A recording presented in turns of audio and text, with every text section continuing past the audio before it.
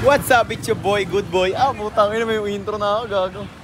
Ng ating Honda Journey. Kasi may mga parating pang mga problema.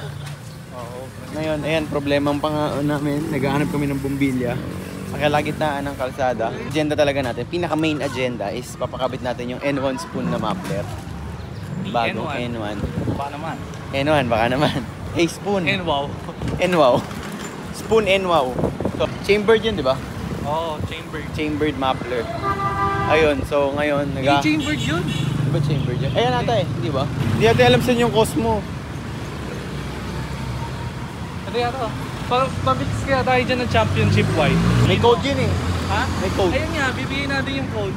Para if ever may kailangan tayong i-touch up. Okay. Ha? Pwede. Hanap muna kami nitong bumbilya na kailangan namin. Tapos babalik kami doon sa kotse. Iniwanan din kasi namin yung kotse doon sa paggawa ng muffler. Kasi kulang kami ng mid-pipe tsaka resonator. Yun na lang kulang namin, papaayos namin. May ginagawa pa, so naghanap muna kami ng problema. At ito yung nakahanap namin problema. Hey!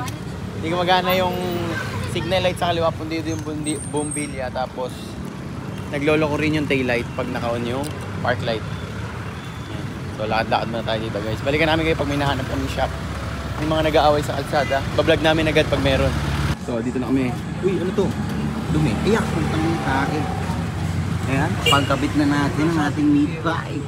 Ready na rin ang ating spoon N1 na. Ayan o. Tapos yung spoon. Ayan, kinakalit nyo na pala. So, kailangan natin is mid-pipe tsaka resonator, di ba?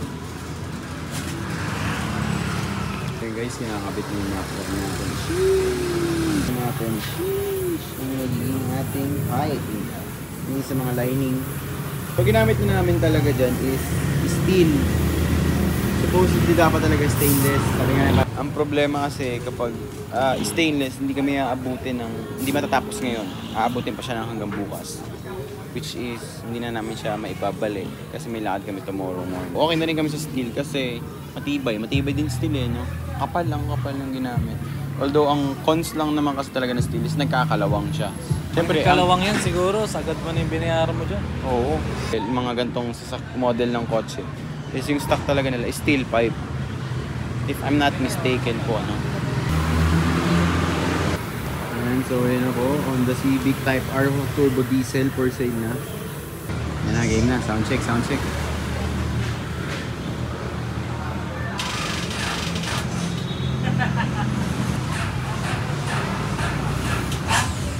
Lolo ko talaga yung battery niya.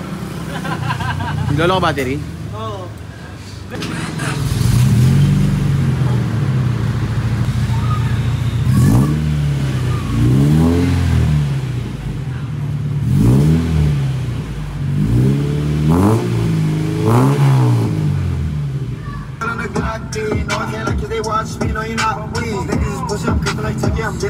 I gotta get it. I get to the bag and I get to that's my bricks and I get shit. I live on stuff. Like this is the way we make the look. If you disrespect them, you teach you a lesson. You ran on your bond, and down you left them. Niggas don't see. I'm So yan guys, napaayos na pala namin yung muffler, no? So sound check na lang tayo. Patistan. Ayan na. Mga kadyot, gago. Okay, panibagong problema. Ito na nga po ang sinasabi namin. May problema yung box niya na kapag na-reach niya yung 5,000 RPM, no? Bigla siyang parang kinakapos ng hangin, naglo-low power na ewan, parang bitin yung hatak, ganun. Pero pag pinatay mo siya, tapos in-start mo ulit, okay na ulit siya, di ba? Oo. Hindi ako makakakyat niyan dyan, pre.